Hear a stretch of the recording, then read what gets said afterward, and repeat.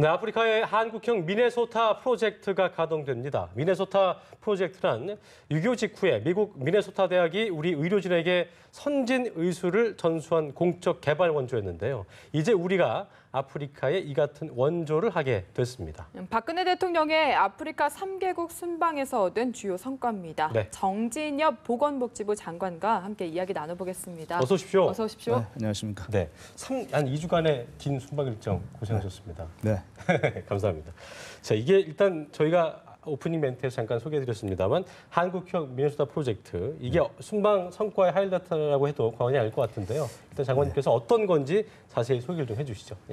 예. 우리나라에서 2010년부터 그 전에 WHO 사무총장을 하셨던 고 이종욱 박사의 뜻을 기리기 위해서 이종욱 펠로십 프로그램을 운영을 하고 있었습니다. 네. 이번에 우리 박 대통령님 순방을 계기로 해서 순방하신 에티오피아, 우간다, 케냐 3개국에 이것을 내년에 저희가 100만 불을 더 추가를 해서 의료진을 우리나라로 초청해서 의료 교육을 시키는 이런 프로그램을 대폭 확대할 예정입니다.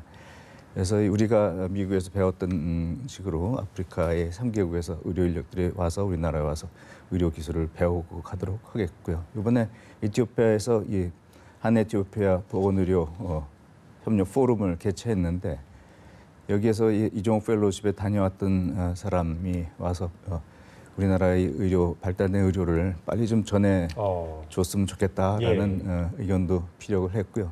이번 이 미네소타 프로젝트를 계기로 해서 우리 발달된 의료가 현재 접목될 수 있는 좋은 계기가 될 거라고 생각을 합니다. 그렇군요. 네. 예. 그리고 이번 아프리카 순방 때 K-메딕이라는 사업을 진행하셨다고 들었습니다. 네. 이름이 좀 생소한데 설명 부탁드립니다.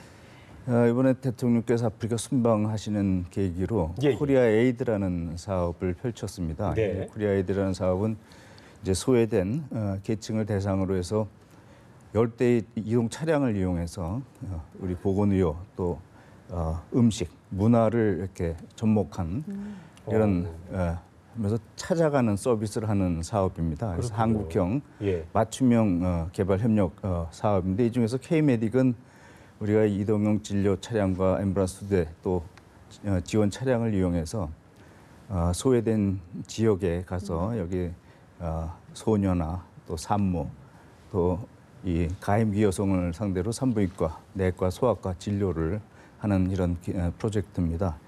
아직도 아프리카에는 모성 사망률이나 영유아 사망률이 매우 높기 때문에 이런 사업을 통해서 모성 건강 증진에 많은 도움이 될 거라고 생각이 되고요.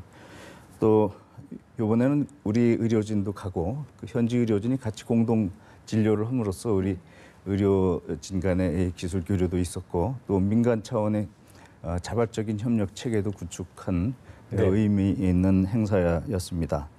또 우리가 사회적으로 그쪽에 보건 교육에 대해서 접근이 어려운 이런 소녀를 대상으로 해서 또 소녀 보건을 증진시키는 이런 캠페인도 했습니다. 아주 알기 쉽게 동영상을 해서 제공을 해주고 또 끝나고는 집에서도 익히게 책자도 제공해주고 보건 키트도 제공을 해주고 그래서 그쪽 소녀 또 여자분들 가임기 여성들, 산모들의 건강 증진을 위한 이런 프로젝트라고 생각하시면 되겠습니다. 상당히 반응이 좋았을 것 같습니다. 예, 저희가 오고 나서도 계속 지금 사업이 진행되고 있는데요.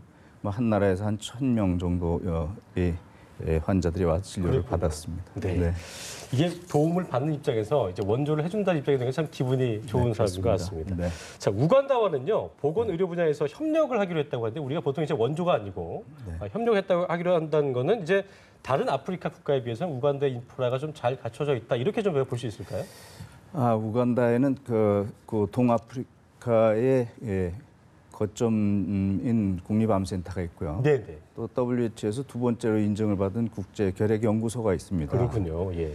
그런데도 아직까지 시설이나 또 전문 인력은 아주 많이 부족한 상태죠. 그래서 이번에 우리 국립암센터하고 우간다의 암센터하고 협력을 맺어서 체계적인 암 관리 또 진단이나 치료하는 것에 대한 지원을 해주기로 MOU를 체결을 했고요. 그쪽의 암 진단과 치료의 수준을 높임으로써 그 주변 국가에도 우리나라를 홍보할 수 있는 기회가 될 것 같고요.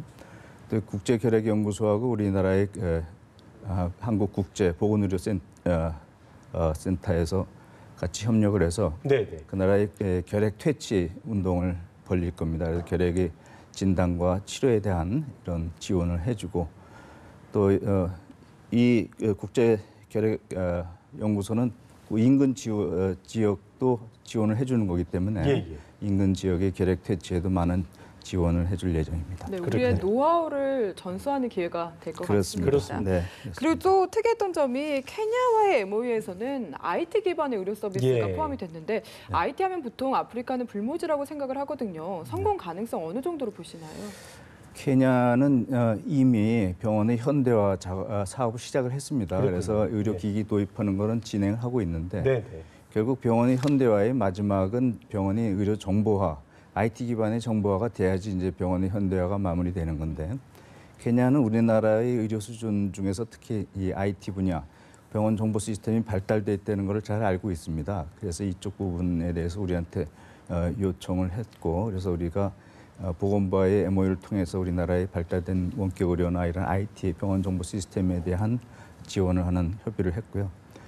또 케냐의 의약품이나 의료기기를 전부 수집을 해서 그걸 이제 각 병원에다에게 공급을 해주는 의약품 공급청이라는 데가 있습니다.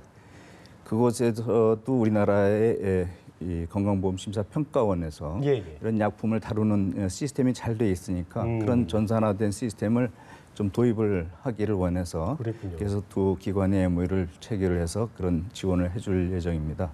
이것이 되면은 우리나라의 의약품이나 의료기기가 수출하는데 간접적인 도움이 될 거라고 생각이 되고요.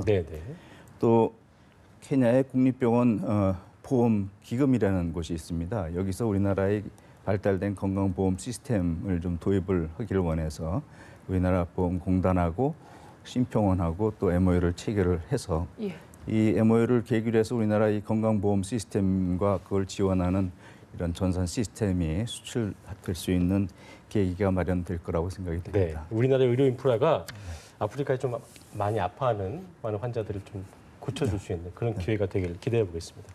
자, 이번 순방에서 아프리카 방문에 앞서서 또 좀 피곤하실 수 있는 게 독일도 갔다 오신 걸로 알고 있는데 파독 간호사, 저희가 간호사를 파견한 지 이제 50년 된 걸로 알고 있습니다. 기념행사에 다녀오셨다고 들었는데요. 상당한 의미가 있어 보이거든요. 어떤 의미가 있는지 좀 짚어주시죠.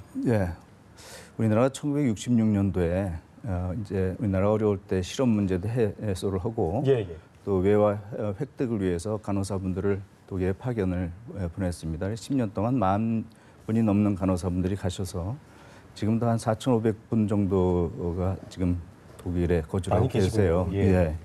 10년 동안 이분들이 우리나라에 송금해 오신 돈이 1억 달러가 넘는다고 그럽니다. 그러니까 1966년도에 우리나라 수출액의 40%에 해당하는 아주 큰 금액이고요.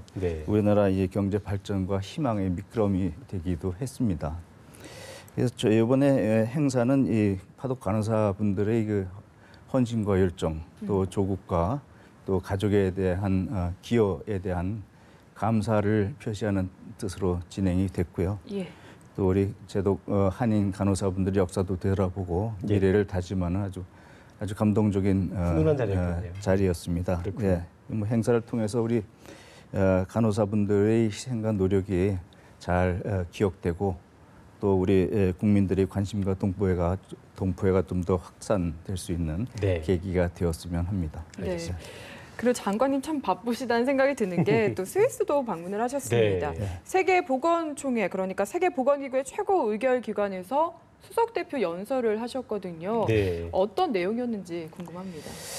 이번 WHO 총회에서는 이제 보건뿐만 아니라요, 보건에 대한 교육, 기후 변화, 또 환경 오염 이런 전반적인 걸 다뤘습니다. 특히 이제 항생제 내성에 대한 공동 대응 방안, 또 바이러스나 이런 에이즈에 대한 대책, 또 고령화, 노인 건강 등 여러 문제가 다뤄졌습니다. 그 중에서 이제 지속 가능한 발전을 위한 2030 의제라는 게 있는데요. 네. 작년 유엔에서 채택된 겁니다. 이것이 의제였고 저는 수석 대표 연설에서 이러한 2030 의제를 달성하기 위해서는 공공 또 민간 또 시민 사회에서 공동적으로 같이 참여하는 네트워크를 형성해서 다 협력해서 같이 공동으로 일을 해야 된다라는 말씀을 드렸고요. 또 우리 대통령께서 작년에 발표하신 내용 중에서 소녀를 위한 보다 나은 삶, 또 네. 모두를 위한 안전한 삶에 대한 발표를 하셨는데 그거에 대한 우리가 후속 조치를 어떻게 하겠다 이런 내용은 또 말씀을 드리고요. 또 아프리카를 포함한 개발 도상국가들 이런 나라에서 이 감염병에 대한 대응 역량을 강화하고 또 보건환경 개선을 위해서 우리 경험을 전수하고 또 지원을 아끼지 않겠다라는 내용에 대해서 발표를 했습니다. 그랬군요. 앞으로 이제 이런 성과들을 구체화할 일만 남은 것 같습니다. 저희들도 네. 국민의 한 사람으로서 기대하고 있겠습니다. 네. 자, 지금까지 정진여 보건복지부 장관과 함께 이야기 나눠봤습니다. 고맙습니다. 감사합니다. 네, 감사합니다.